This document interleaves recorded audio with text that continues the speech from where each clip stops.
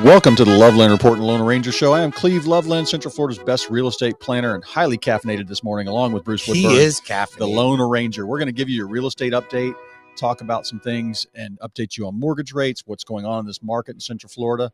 I'm going to talk about three critical things you have to do before you hire a real estate agent. We're going to talk about the lows and the highs of inventory. Some spots in town are low, some spots in town are high. We're going to talk about buying and selling. When you get ready to do that, what's your plan? What do you need to work out on that? So we're going to dive into that. I've got some listings today. What else do you have, Bruce? Well, we want to talk a little bit about what's going on in the market, interest rates, what's happening with this bond sell-off and how that's going to affect interest rates moving forward. What are they predicted to do? What are they doing right now? Then I want to talk in the show a little bit about President Biden's plan on helping first-time home buyers and what that means to you. Also, we want to talk about whether it's a good time for the first-time home buyer to jump in the market, and is it a good time for the move-up buyer to now look at either giving up their 3.5% 30-year fixed rate and buying the home they want, or keeping it and leapfrogging that in to your next house. So we're going to break it down. We're going to go over the good, the bad, the ugly, no matter what it is on the Loveland Report and the Lone Ranger Show. You always get the truth. So we want you guys to be armed with the truth. But the fact of the matter is right now, a lot of people are still a little fearful of interest rates, right? And they shouldn't be. I mean, I've been through 3 of these slowdowns in my 30-something years in the business. And there's always this conversation about, oh my gosh, the first-time buyer's priced out. Well, the first-time buyer, if you're smart, you'll figure it out. Get a better job. Get rid of your car payment. Make more money. Borrow from the parents. People that get in now, interest rates, you're marrying the house, and dating the rate. So that we closed $300 million in mortgages for first-time home buyers last month. Yeah. 300 million. So people there's first-time home buyers that are buying. But I want to share with our listening audience, what do you think interest rates were in 1971? 71? That I don't know. I'll tell you what they were.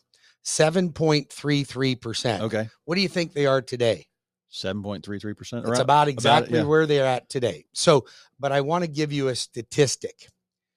If you were in 1971 and rates were 7.33 and you decided to wait for interest rates to drop, you would have waited 22 years. But listen to this, 22 years you would have waited for interest rates to drop.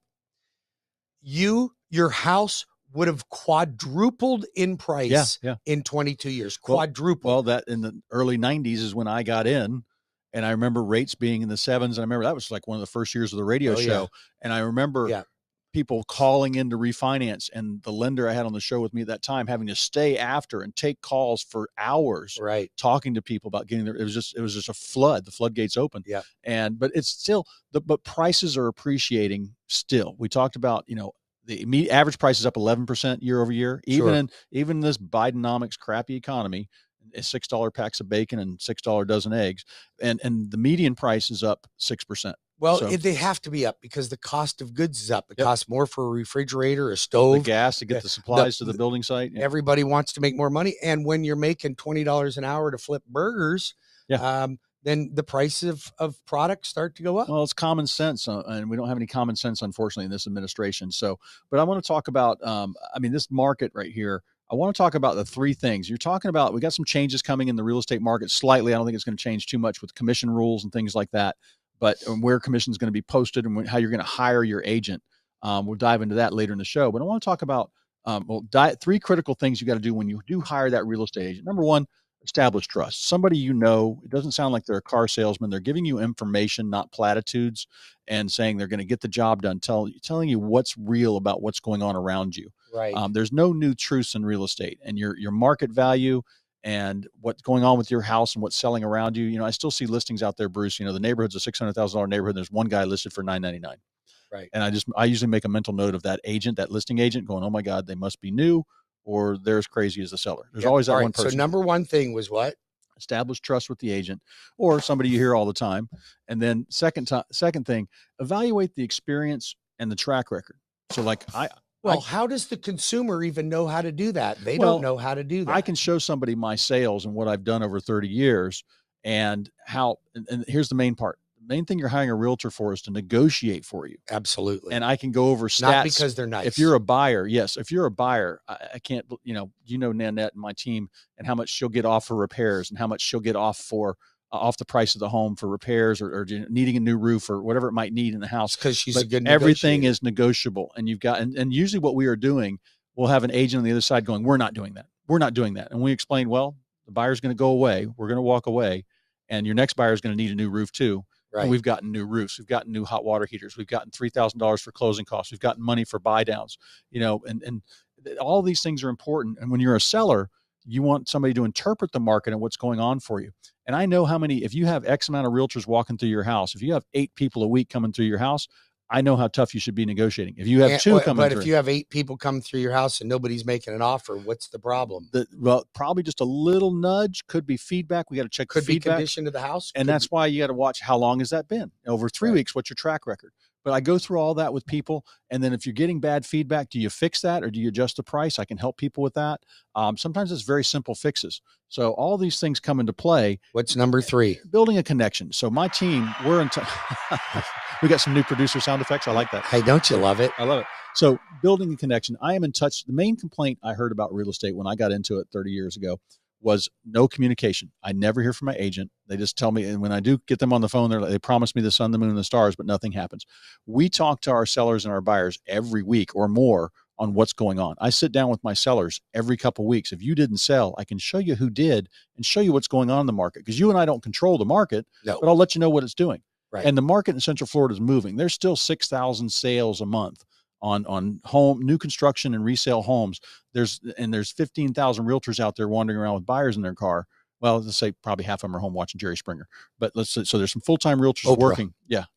So, but you want to know, let's just recap those 3 then too. So we got establishing trust, evaluating experience, and then building a connection, making sure you're in touch. Here's evaluating them.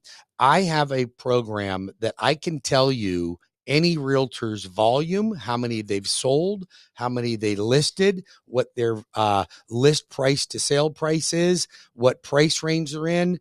And I can give you data. I can even go down to what loan officer closed the transaction if there was a mortgage. Yeah. So when you're searching for a real estate agent, don't you want to know you're dealing with somebody that's a good negotiator?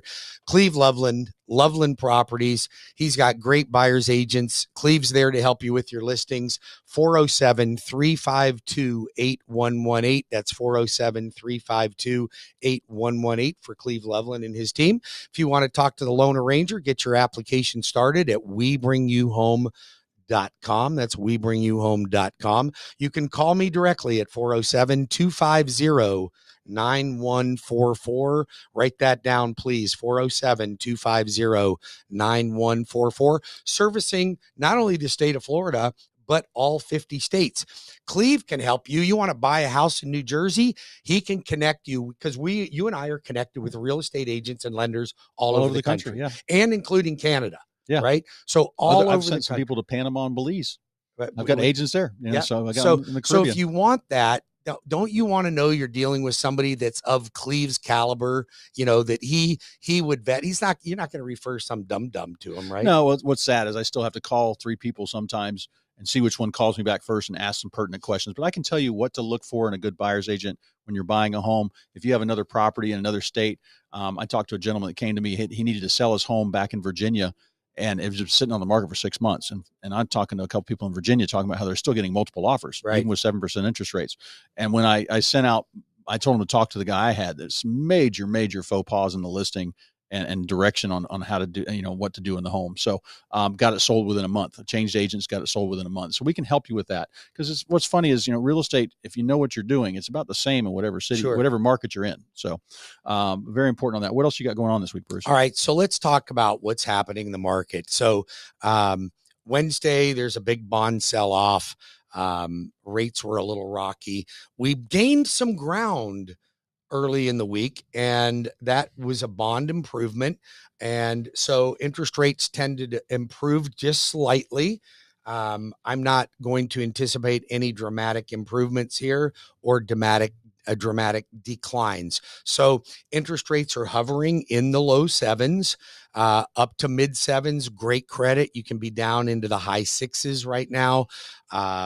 But that's really where interest rates are settled, and I don't see that that's going to make any move. But if you're waiting for them to drop, you're going to wait for your house to go up, because even as interest rates are where they are, we're still seeing a 5 to 6% appreciation rate in a softer market. What do you think is going to happen when interest rates start to drop? These housing prices are going to go crazy. We got about a 3-month supply, and I bet you we'll drop back down to 1. Of course we will, or 3 weeks even. But then what happens is sellers are like, I got 25 people. They want to make an offer on my house. So whoever pays me 20 grand over ask price is going to get it. And that's what you're up against. First-time home buyers have an opportunity to negotiate. Move-up buyers have an opportunity to negotiate. And listen, move-up buyers, you got a 3.5% 30-year fixed rate on your mortgage, okay? You'd like to keep it, but you're struggling for the down payment, but you want to go from the 350 house to the 500 house. Do it. Just do it. I'll refinance it later when rates hit 5.25, but do it now. And if you can keep the home as a rental, like, people think it's difficult to be a landlord. It's not difficult to be a landlord, but if you're uneasy about it, Cleve manages dozens, if not 100 homes. I don't know how many. No, we manage about 80 homes right now. Up more, So 80 homes right now. So listen, don't be afraid to keep the home, because if you can keep it, wait for the values to go up. Then if you want to sell it, sell it. Otherwise, keep it and use it as retirement income once it's paid off. And we can even show you how to accelerate those payments. These are the things, Cleve, that you and I enjoy doing, consulting with people to help them find the way that they can make the most money and get their retirement set. Are you seeing people, since rates are stubborn, like when the bond market was okay, rates actually dropped down in the sixes, low sixes. And now are you seeing people asking for the 1-1 buy downs again? We're getting more and more requests. I think that's the best thing out there to do. I think a 1-1 buy down, maybe a 2-1 buy down is really attractive. If you're a seller and you're not getting activities, call me and I'll get you set up so that you can promote your home with these features, because a 1-1 buy down gives you 1% lower than today's rate for 2 years. A 1-0 buy down gives you 1% lower than today's rate for 1 year. A 2-1 buy down gives you a 2% lower than today's rate for 1 year. Then it goes to 1% lower. Then it goes to current market. And on average, to get that 1% lower, it's probably about $4 or $5 grand. If you're buying an average price home, it's probably $4 or $5 grand put aside for you. In an escrow it depends account. on the price of the house. And then for 2 years. So let's say it's 10 grand put aside. If you in 18 months, there's 4 months. What's that? Six. I'm doing my math. Well, I'll give you an idea, because I'm doing one left for a customer right now, actually for a builder, on a 2-1 buy down. Assuming rates are 7.3, you'd get 5.3 for the first year, and then 6.3 the second year. Then it go to 7.3. Well, likely rates are going to drop sometime while you're in the 6.3 range, right? Yeah. So then we just refinance it to 5.25 when it hits 5.25. And if the money's left over, there's money left over. That's the best part, because you can't buy 4 discount points and your rate's not going to go down that much. You can't buy 4 points. Even if you can get 2.5, it's only going to drop your rate by 1/4 point. Yeah, so definitely the buy down's the way to go. But you got any questions, call me on buying at 407-352-8118 or go to cleveloveland.com. Yeah, or the Loan Arranger. Go to my application. It's the easiest application site. You can do purchase, refinance, home equity line of credit, debt consolidation, construction perm, renovation loans, manufactured home loans. I do manufactured construction perm loans. So anything you want, go to my website. All of our events are on the website. Go to webringyouhome.com. That's webringyouhome.com. Also, you can call or text 407-250-9144. That is not a call center, my friends. That is my number, 407-250-9144, or webringyouhome.com. Cleve and I will be back in 5 minutes with more of the Loveland Report and the Loan Arranger Show. We got more things to talk about. I want to cover some listings. Cleve's got a little bit more about market conditions and how to take advantage of a market. When other people think it's a distressed market because interest rates are higher, we're going to show you how to take advantage of it and make money. I'll be back in 5.